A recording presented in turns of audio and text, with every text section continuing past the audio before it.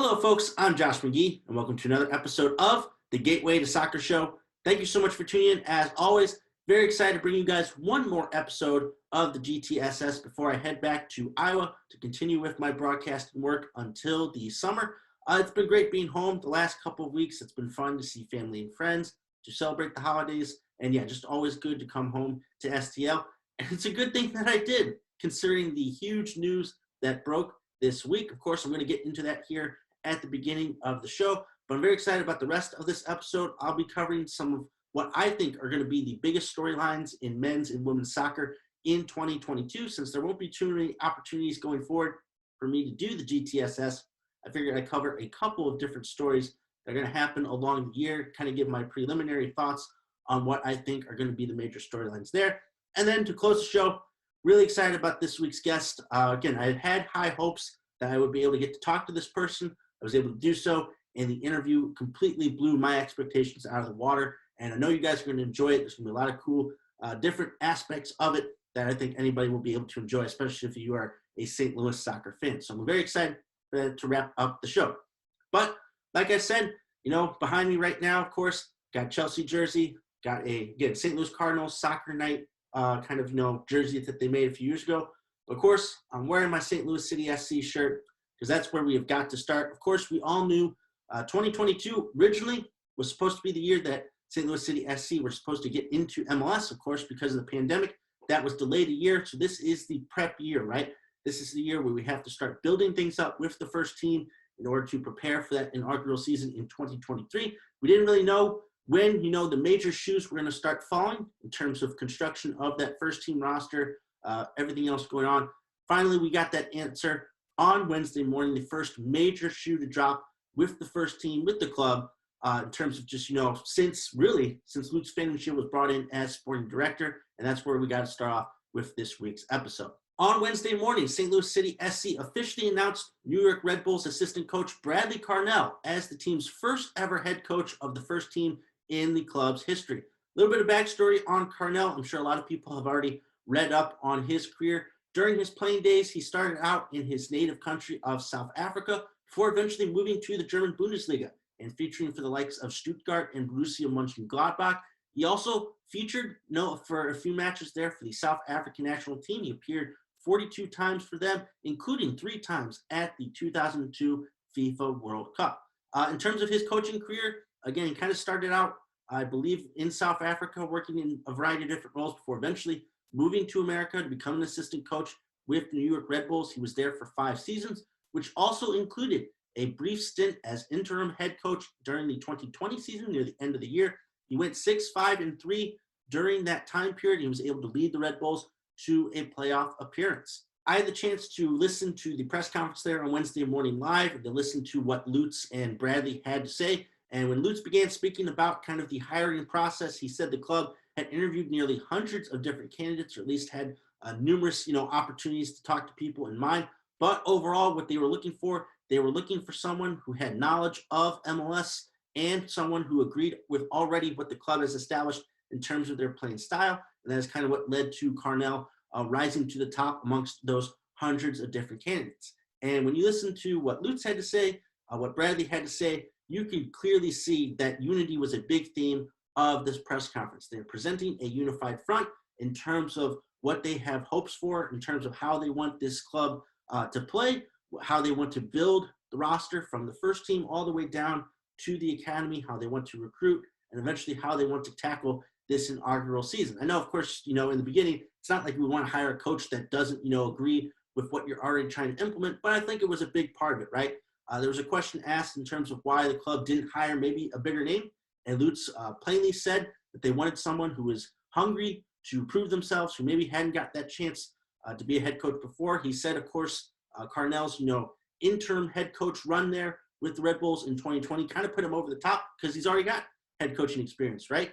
During that little bit of a stretch there near the end where he was able to lead them to a playoff spot. So you add that also with the opportunity that he just hasn't gotten that chance to be a full-time head coach yet, with already that MLS experience and with the international connection that he's going to have as well. That is kind of what led to the hiring there of Bradley Carnell. So I think it's a very exciting hire, again, in terms of the experience, You think about the connections going forward just around the world, his connections with the Bundesliga alongside with Lutz. Maybe that's going to be an area where St. Louis City SC will be able to recruit some higher profile players. Again, just his playing experience as well, his background as a player, being a hard-nosed, defender, should sometimes play in the midfield as well. His coaching style, engaging with the players, holding them accountable, aligns with what the club are already trying to do. And again, like they said, his experience here in MLS with the Red Bulls, knowledge of the league, knowledge of its players, his connections already with those players, whether it be on the Red Bulls or in different areas of the league as well. There's just a wide variety of options where you could look at things and say this was the right hire for St. Louis City SC.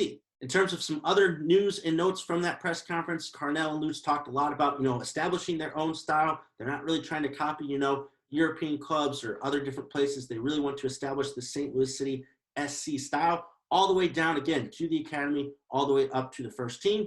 In terms of recruiting and beginning to, kind of piece together the first team roster, they talked about, immediately jumping into the American and South American markets, taking a look at available players there, maybe trying to convince a few of them to sign up early on here for St. Louis. And of course, once the summer gets going and the European transfer window opens, big time there in the summer, there might be some opportunities there that they could look into as well. Again, Carnell, very excited to come to St. Louis. He's heard a lot about the passion from people here about the sport. Mentioned St. Louis being the soccer capital of the country. That always gets, a big pop around here as well. And again, yeah, he did have opportunities elsewhere. It's no secret.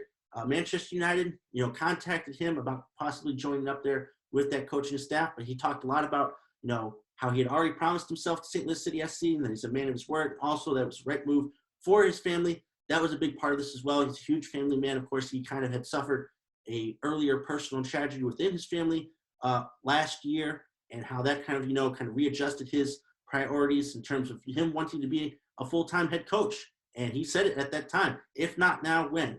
And this opportunity came up. It's a huge opportunity for him to jump up here in MLS. So again, very excited about this hire. It really fits the style and just, kind of the philosophies right now. St. Louis City SC being that up-and-coming club, wanting to prove themselves early on here and have a successful, run in MLS from their inaugural season. So again, very exciting. And this was really the first shoe that had to drop, right? In terms of, constructing the first team roster, obviously Lutz will have a big role in doing that, but it really comes down to the coach. He's going to be the one interacting with these players. He's going to be the one that has to get them in the right shape, the right formation, and the right playing style in order to get the best out of them. So now that shoe has dropped, it's been fun seeing the academy teams, MLS Next, all these other different aspects of the club.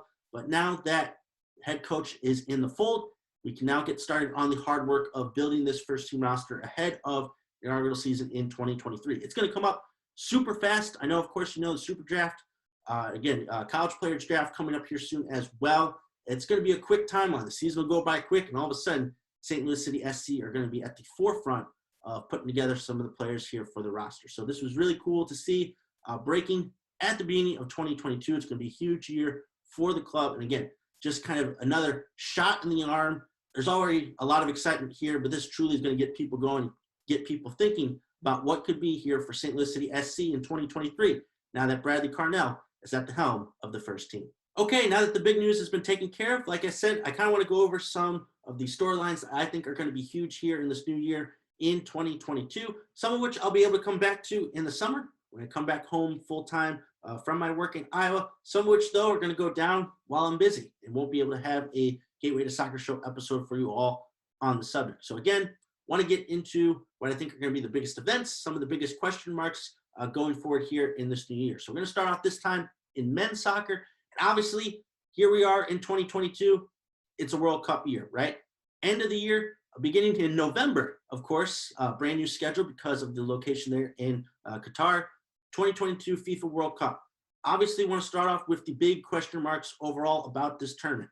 How will teams handle the different schedule? Again, everybody coming off of a full-time season, the European schedule ending there in the summer, going to start up at the same time, but take that little bit of a break for the World Cup. Of course, what about the American soccer schedule as well? How does that kind of compare?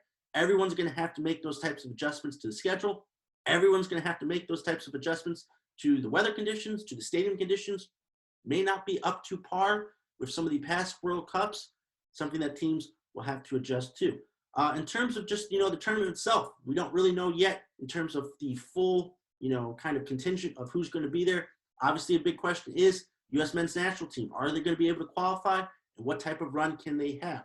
How will this past year's Euros have an effect on some of those teams? Italy right now are in a fight just to make this World Cup. Will they be able to get in?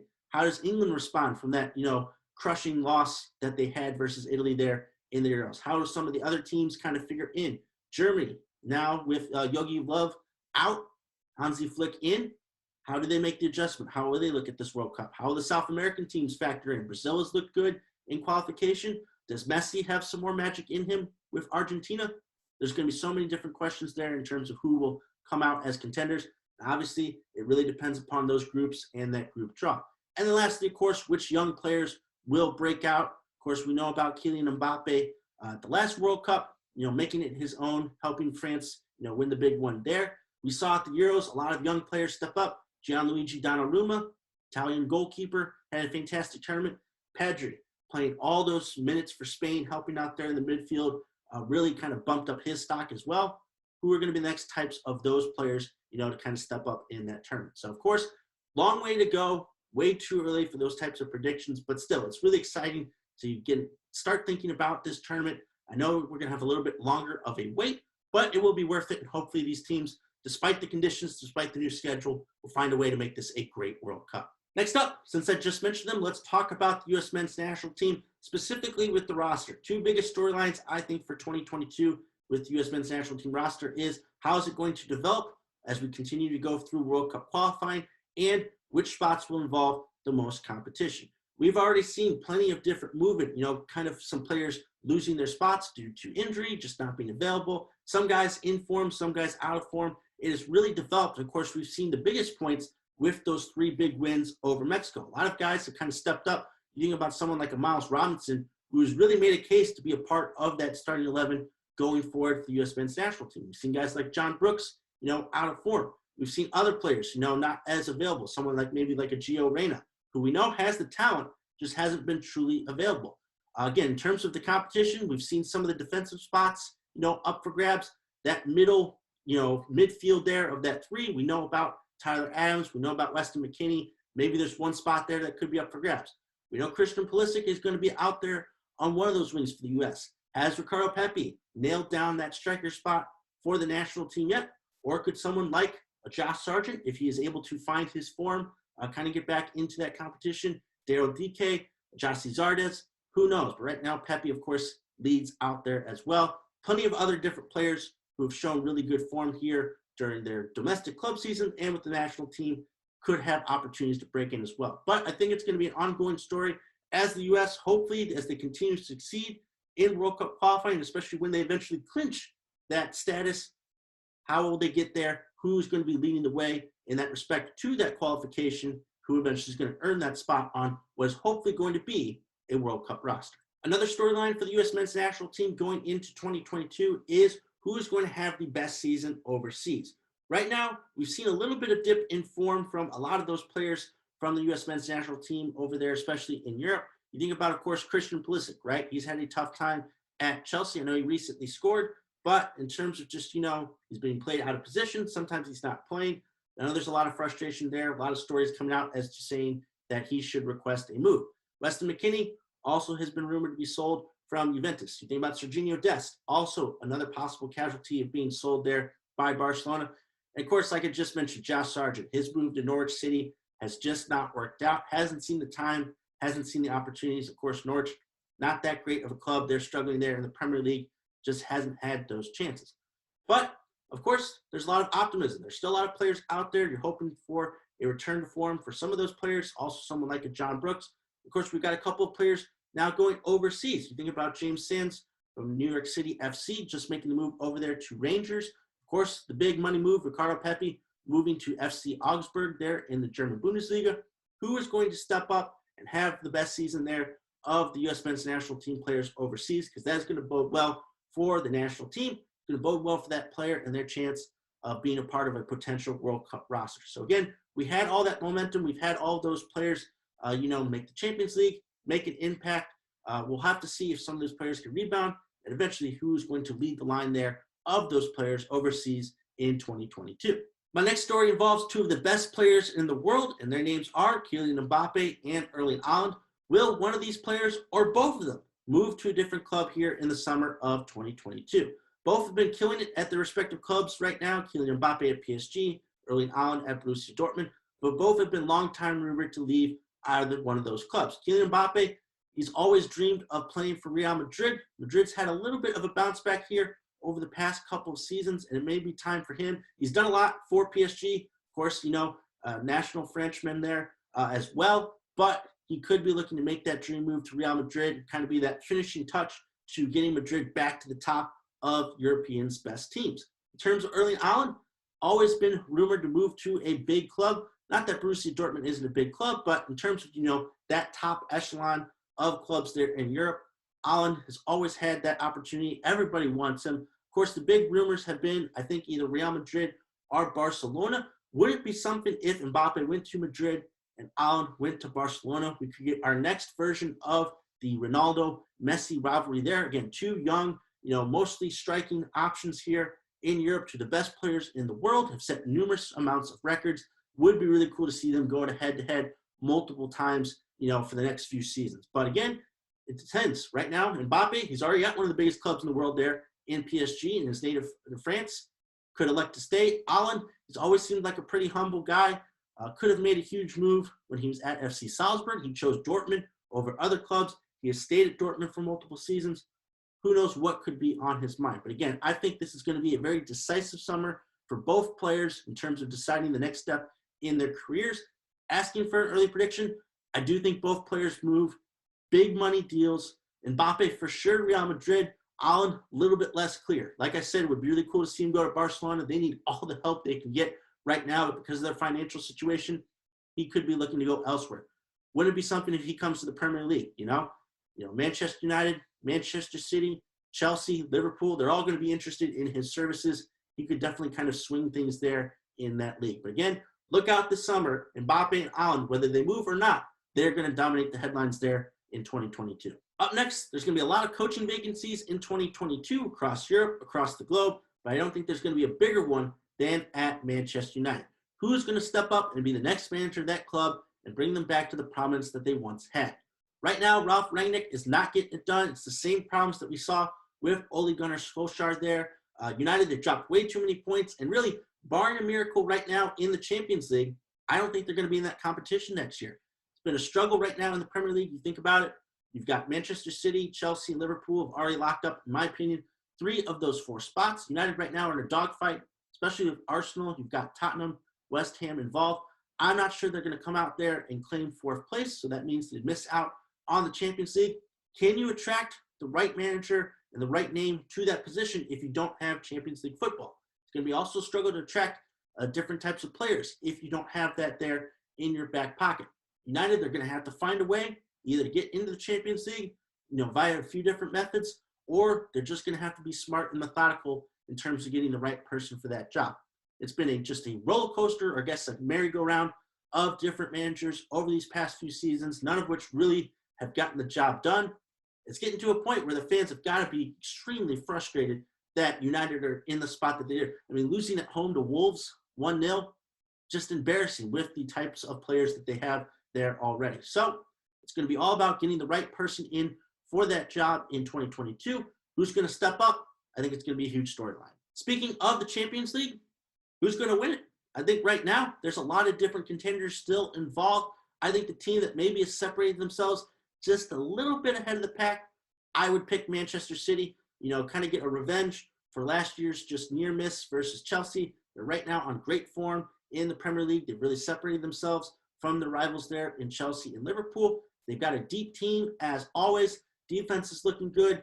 Different attacking options have been working really well. If you can get Phil Foden and Jack Grealish back on track in terms of getting their heads screwed on right and getting them back out on the pitch, that just makes them even more dangerous. So again, Manchester City a little bit ahead, but you still got teams like Bayern Munich, PSG.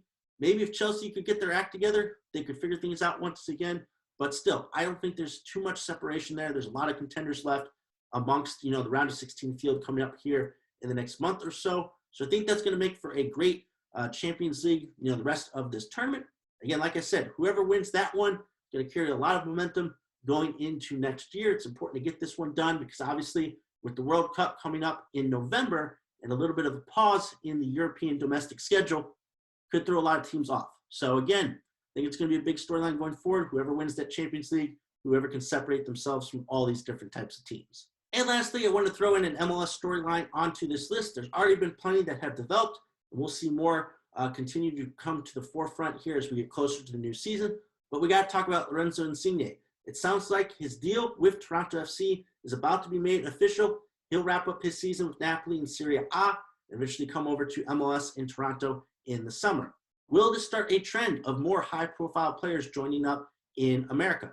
Insigne is going to be 31 by the time he joins up with Toronto in the summer. Still got a few good years left in his career. He's already been a proven goal scorer in Serie A, did great things with Italy last year at the Euros. We have heard rumors of more players potentially coming to MLS. You think about Antoine Griezmann. Think about Luis Suarez. Now, some of those guys, they're getting up there a little bit in age. They're not going to be in their prime, but still, they are high-profile players who still got a few good years left in their career. We're about to see a new wave here with these players joining up in MLS. You know, the league has obviously grown in terms of quality, in terms of stature, could be more of an attractive option for these types of players joining up here. We saw with Sebastian Giovinco how successful he was with Toronto. The flip side of that was he just didn't get many opportunities with the Italian national team despite his success. They just didn't think much of him and the quality of MLS. Has Insigne kind of gotten himself in the same hot water? We will have to see because obviously he was a top attacking option for Italy last year. So again, big time storyline that could be developing. We'll see how much Insigne, how much of an impact he can have with Toronto. If it's the same type of impact that Giovinco had, obviously then that will kind of catapult Toronto up to the top there in the Eastern Conference. Or will he be a flop? Who knows? But I think it's a huge signing still to get a guy who is still relatively in his prime to come over to MLS. Very exciting times, of course, specifically for Toronto, but for the league as a whole, this will be something to watch out for in 2022. Okay, now it's time to talk about the biggest storylines for women's soccer going into 2022. And of course, I got to start off with the U.S. women's national team. First off, I want to talk about one aspect of it. We saw Carly Lloyd retire here in 2021. Will we see more big-name stars from the U.S. women's national team retire this year? I'm thinking, of course, about Megan Rapinoe, Becky Sauerbrunn, two players who have long been servants for the U.S. women's national team, have had stellar careers, especially internationally, but also, of course, with their clubs as well. Getting up there in age, we, of course, know about the transition that the national team is about to go under because of that lackluster finish at the Olympics. We're going to have to see how many times those players get called up for more international duty. However, they've earned that respect. They've earned that time to retire there on their own terms, hoping to see a great year from both those players or for any other of these types of players who could be on the verge of ending their time with the national team. But still, it's definitely something to look forward to here in 2022, the ongoing transition of the national team and which players could be hanging up their boots here this year. The other side of that coin is, of course, which fresh faces will join up with the U.S. women's national team and become a big part of it as we head into especially the W Championship here in 2022. If you haven't heard, the 2023 World Cup qualifying for CONCACAF and qualifying for the 2024 Summer Olympics, it's kind of combined within this W Championship. The winner of this tournament will get an automatic berth, both, I believe, in qualifying for the World Cup and for the Olympics. So it's going to play an important part. Of course, the U.S. are going to want to put forth their best roster, but who's going to be a part of that? We've seen a few names kind of sprout up here at the end of 2021. You think about Catarina Macario joining up with this just talented group of attackers. You think about Mallory Pugh. Also, of course, Trinity Rodman. It seems like it's only a matter of time before she eventually becomes a staple of the U.S. women's national team. Will that happen in 2022? Plenty of different faces could join the midfield, could join the defense as well. Maybe it'll become a little bit of an open goalkeeper competition there with Alyssa Nair. Who knows? But I definitely think we're going to see, as many as 5 or 6 new faces that get consistent starting minutes for the U.S. women's national team in 2022, especially, depending upon the health of some of these players. We know about Tobin Heath working her way back from injury. It's definitely going to be something to look forward to. It's exciting because, again, in terms of this transition, it's not so much of a rebuild. It's more of a reload situation with the U.S. women's national team. There's plenty of talent available. It's just finding the right combination, and it's making sure it's the right time for these types of players. So yeah, definitely be on the lookout in 2022 for some new names breaking in to the U.S. women's national team. Moving over to the NWSL, and I think one of the biggest storylines, unfortunately, is off the field. How will the league respond to the controversies that plagued them throughout 2021? Right now, they're operating, I believe, still without a full-time commissioner. I think it's still an interim there. They got to figure that out. They need someone to lead them into the next part of this league's life, to get them past these controversies, to move the conversation forward and start doing good things in that areas. Some of these other clubs, in terms of their individual situations, like with the Washington Spirit and the ownership controversy there, will they get resolved? Will these clubs take accountability and start implementing strategies and plans for dealing with these types of situations? Or are we going to have more of an ugly fallout? Unfortunately, until these situations get resolved, it's still going to be a story within this league. The NWSL, it's too talented. It has grown too much to deal with these things. We're a few months away still from the Challenge Cup, but these types of situations need to be resolved for the good of the league. So hopefully, eventually these clubs and the league can get past them quickly. We'll get back to focusing on the soccer out on the pitch. But still, for right now, how things ended in 2021 is still going to play a role in how the NWSL is received in 2022. A few more NWSL stories to focus on in 2022. We saw in 2021 the relationship between Lyon and OL Reign, where several of Lyon's stars were loaned out to the American-based club, really helped contribute to their run in the NWSL playoffs. You think about Sarah Buhati, Jennifer Marosian, and Eugenie Le Sommer, being a big part of that team in terms of their success they've had on the international level, the club level, Lyon joining up there with OL Reign. Is that going to be a trend that is just kind of specific to OL Reign and the relationship that those two clubs have with each other, the Reign and Lyon? Seen a bunch of those stars coming over for a time once Lyon's season's wrapped up. Or will we actually see more international stars join the NWSL? It's kind of, the similar situation with MLS. Could we see more players right now in their prime come to the NWSL? It's definitely a more established league in terms of things in women's soccer than MLS is in men's soccer. Could that become a trend as well, or is this just kind of an OL Reign Lyon situation? I think it's definitely something to watch out for. It could really help, continue to expose the league to the world and continue to grow it, having these different stars come in and play a huge role. My last NWSL storyline for 2022, I already kind of mentioned on last week's episode, but what type of impact will Angel City FC and San Diego Wave FC have in their inaugural seasons? They've already made big moves in the front office with their coaches, big name players, Alex Morgan to San Diego, Christine Press to Angel City. What type of impact are they going to have? If they are successful from the jump, I think we could see a lot of players try to make their way to those California teams. We've seen it in MLS, what type of impact they can have when those teams are a full go. If these teams are immediately successful, we could see a huge wave of players join up with them. Of course, again, I think it just helps with the league in terms of, expanding it to all parts of the country. California, it's a huge market base now to have these two types of teams with the players they have, how they're being run. I think it's a very exciting development for the league. I'm very interested to see how they attack this first season and how successful they can truly be. Another storyline to focus on, just like I mentioned with the men, who will win the UEFA Women's Champions League? We've got 8 teams left. The reigning champs, Barcelona, are one of those 8 teams. Not one of those 8 teams was the runner-up from last year's tournament. That would be Chelsea. They were upset there in the group stage. Who can kind of take the title off of Barcelona, or will they repeat? You got a team maybe like a Bayern Munich. You've got, of course, Lyon, who are looking to get back to that championship game because they've been so dominant. They're the most dominant team in that tournament's history. Can they get back involved? We also have got Arsenal in there as well. It's kind of an English representative. We got Real Madrid versus Barcelona. That's going to be very exciting as well in that quarterfinals. Wolfsburg also in there as well. PSG. It's going to be a great finish to this tournament. But again, like I said, can Barcelona repeat, or can someone step back up? Is it Lyon? Is it somebody else who can win this tournament maybe for the first time? Who knows? But it should be an exciting finish to this tournament. Something that has kind of really grown in profile over the last few years. Again, there's plenty of talent available here in the Champions League. Again, really looking forward to see who establishes themselves as the champions. And lastly, another storyline to focus on here in America for women's soccer in 2022. How will the brand new USLW League succeed in their inaugural season? There's so many positives about this brand new league. So many different cities and clubs are going to be represented in it. There's going to be so many more opportunities for women's soccer players to continue their careers, to grow, especially some of these younger players, and eventually, prepare themselves to join the likes of the NWSL, some of these other women's leagues across the world.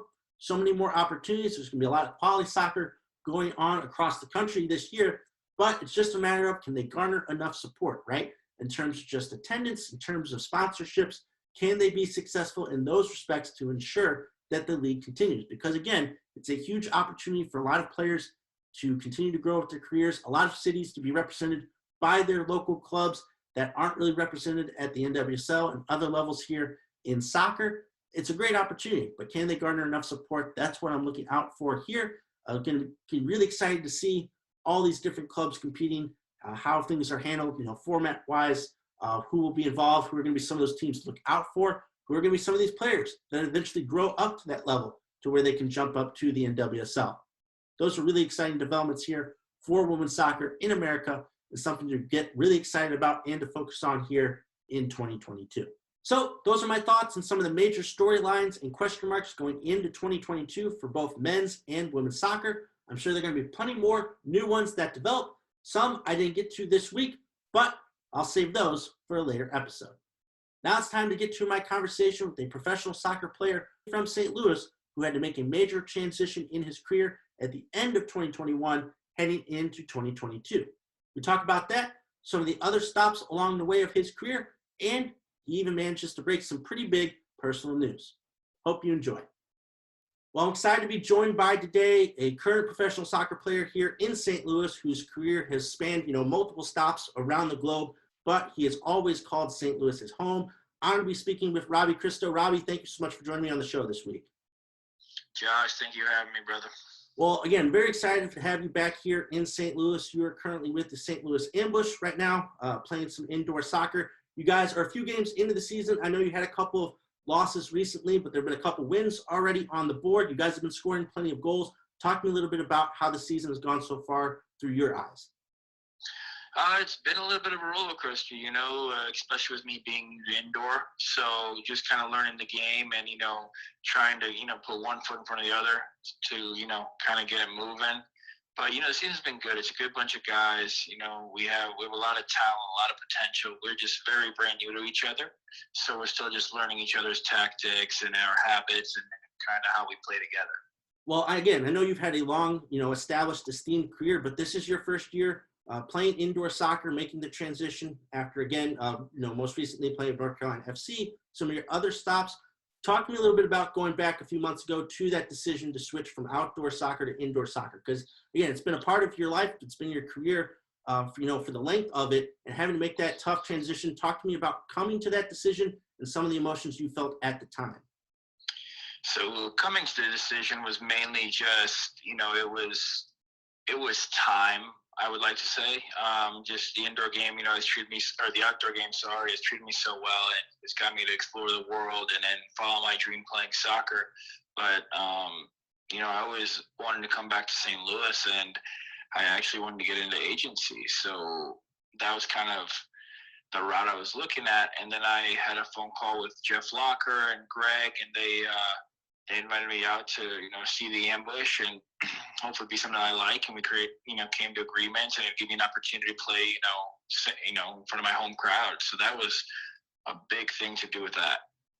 So in terms of making the transition, I actually talked to one of your teammates, Otto Jotch, about this same thing. It's a little different, obviously. I mean, it's still the game of soccer, but transitioning from outdoor to indoor. Talk to me about making that adjustment. Were there's anything there at the beginning that surprised you and that you really had to kind of think on your feet in terms of able to make that adjustment?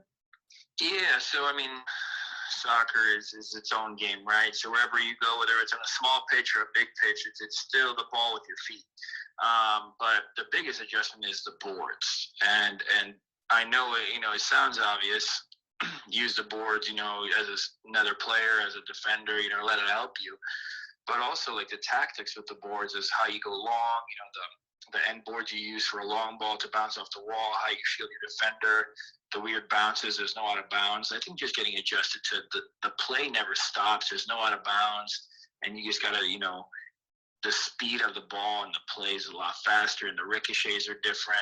So I think that still is the hardest thing to do, to understand the game, even, where to be on a shot, where that deflection could go, stuff like that. You know, it's very different from the outdoor game, where in the outdoor game, I don't want to say it's simple runs, but everything's pretty well thought of. You know where a cross is going to go, you know where to run to the box, you know how to do this stuff. And indoor, it's all kind of spur of the moment kind of thing. So in terms of just, being able to rely on your past experiences, right? Again, you talked a little bit about, making multiple stops, Italy, Germany, throughout your professional career. You're looking back on your younger self and some of the lessons that you kind of learned along the way. What do you kind of find yourself now utilizing still at this point in your career as you transition to a different side of the sport? What still kind of reigns true in terms of what you have learned? Honestly, just being a professional at all times. I think that's one of the biggest things, just in training and then taking every little time we have for advantage and just using basically just my experience, and knowing, what to do, when to do it, and whether it's a defensive move or an offensive move, whether it's in training or just also just leadership, honestly, just, with my experience, hopefully I can teach or even learn more still, but teach guys, what I've learned or what I've picked up through the years. So you come back to America for your next stop in your professional career, which was with North Carolina FC. And of course, then they make the transition to USL League One. And it's a league that didn't really quite get the exposure that some of the other leagues were getting here in the U.S. We've seen the USL Championship, over time begin to develop that relationship with some of the national TV outlets and getting games on TV. We recently saw USL League One get a game or two as well on ESPN. Again, you were part of that league. Talk to me a little bit about what you saw in terms of the play, how it stacked up, and your experience with playing with North Carolina FC. So I was with the USL League One for 1 year. I was with North Carolina for 3. 2 of those were in the championship.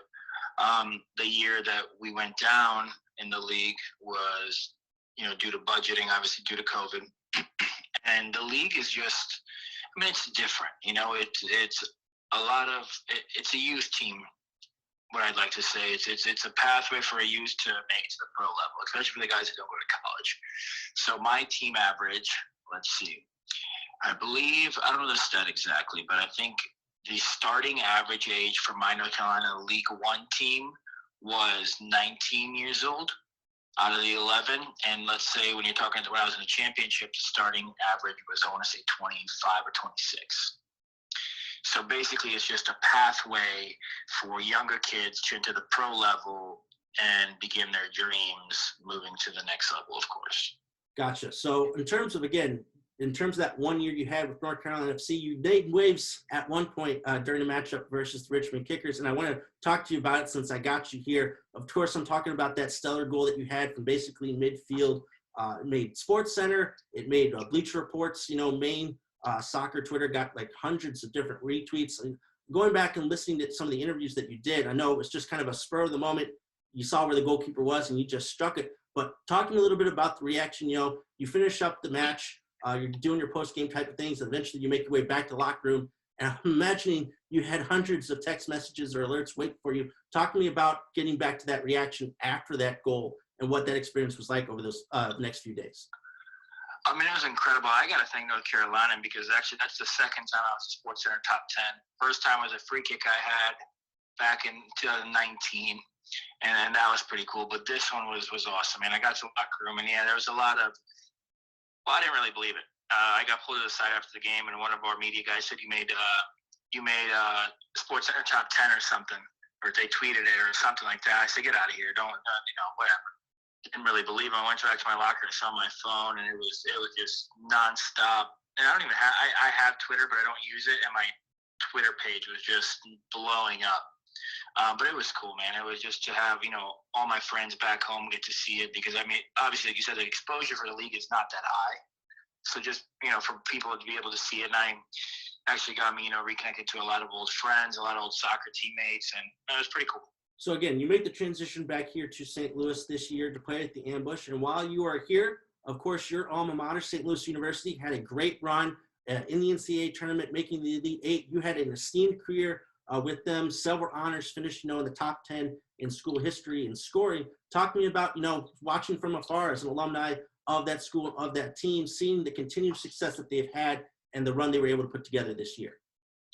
Incredible. So I had a pretty good SLU team from 11 to 14. We had a bunch of really talented guys, and some of them are still playing pro. But I feel like that team back then in 11 was more of a individual team that got things done. This year, it was a total team effort, and don't get me wrong, they had their superstars. I mean, Johnny Klein with 15, 16 assists, Betcher with, 14, 15 goals, Kip and Schulte in the back holding it down. They were really good. I watched just about every game at home for the last 6 games, and they just kept impressing me, man. They were phenomenal. It's just good to watch SLU be on top again and kind of run the program to where it used to be. And I think Kalish, and I have a really good relation with Kalish and Stoll. They've done a really good job with the program, recruiting, and it took some time, obviously, but it was phenomenal. And I'm really close with a lot of those guys, and to be honest, I hope the success continues and just brings, SLU back on top for soccer in general. I do got something for you. Nobody knows this yet, so you're going to have some exclusive content here. 2 days ago, I had a phone call received from our athletic director at SLU, Chris May, if you know him or not. So he called me and he says, I've been inducted to the St. Louis Hall of Fame. Congratulations. That is some large breaking news here. I mean, again, quite the honor, but also well-deserved, of course. So, again, in terms of just, the timeline for that, what were some of the other details of that? What can people, kind of look out for in terms of wanting to honor you? So I don't know many details. He just called to congratulate, and there will be a big ceremony thing. I think there was 8 people inducted between like 1970s to 2020, and out of those 8, I was one of them. And I think the ceremony should be February 4th and 5th, from my understanding. I don't know the details. It's a back-to-back night event thing, but that's all I know right now. All right. Well, definitely people will be wanting to look out for that. So, again, just keep in touch and keep a lookout for SLU alerts. But, again, that's awesome. Congratulations on that honor. And it's great, again, like you said, and like we've been talking about, you get to be here in St. Louis during this time and get to accept the honor here while you're playing with the Ambush. You guys are only a fourth of the way into the season. There's plenty of chances to come. You're going to go on the road here for your next couple of matches before you return home to play your rivals there in Kansas City. But in terms of just, going forward, what you're hoping for in terms of getting consistent results throughout the rest of the season, what are you guys working on in terms of just, balancing things out and working your way back up to winning ways? So basically, any winning team needs a very good team chemistry, right? And with the group that we have here, it's a lot of new guys, including me, and we're just trying to build lines and tactics where it makes sense for everybody, right? I know we have a bunch of good players and we have a bunch of skilled players, but right now we're having a little bit of trouble putting it all together, right? And so I think the main thing moving forward right now is really understanding our identity as a team rather than individually, and just, getting our defensive shape right, or getting our offensive runs right, and what to expect from the guy next to you, and, kind of sorts of that. It's not a tactical thing. It is a tactical thing, but it's not a technical thing. It's not a, we need to be better skillful at this. I think it's just more of organizing the team better. And I think that's what we're going to do moving forward. So again, just want to get you out of here on this, Robby. We've kind of talked about it a little bit. You talked about, again, the decision to kind of, change your career path and wanting to come back here and play in St. Louis, playing for the Ambush. Again, you've called this place home, for the entirety of your life, playing at SLU as well. Just talk to me about, again, the emotions of playing here in St. Louis right now, the time, all that is going on in soccer. We just had SLU, of course. MLS will be coming here in just a couple of seasons. But just talk to me again, just wrap things up by talking about the emotions of coming back home to play in St. Louis. It's just heartwarming, man. Our first game, we hosted KC. And my friends, they've made it to a game or two in North Carolina, but never as a group, right? It's really difficult to get a whole bunch of people out of St. Louis to go to one location. And so my very first game, I want to say I didn't even know how many, maybe 20 of my best friends growing up just show up at the game. And I mean, that's just the best feeling. They can all witness and be there and have a good time and kind of just look back at, 20 years of a relationship, and you get everyone in one group having a good time just watching me play. I think that was incredible. My parents get to come watch me play, my family. So it's special, you know. And then I had the SLU coaches come out to the game the other day against Dallas. It's just cool, you know, just to be able to. It's a good feeling to be home.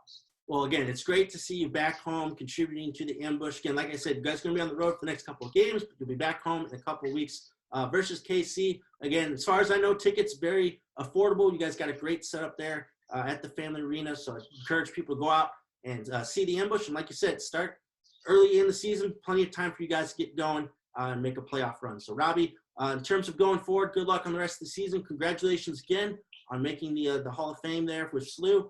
And looking forward to seeing you score more goals here for the Ambush going forward. Thanks for talking with me on the show this week. Thank you, Josh, man. Thanks for having me.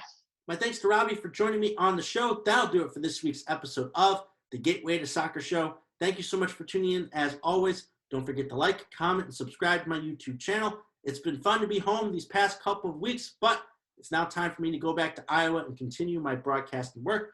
So glad I was here to be a part of the announcement there with St. Louis City SC, announcing Bradley Carnell as the first team head coach. There's going to be plenty of other stories that break over these next few months. I'll have to cover those from afar, but I can't wait to get back home here in the summer and continuing covering, soccer here in St. Louis and soccer abroad as well.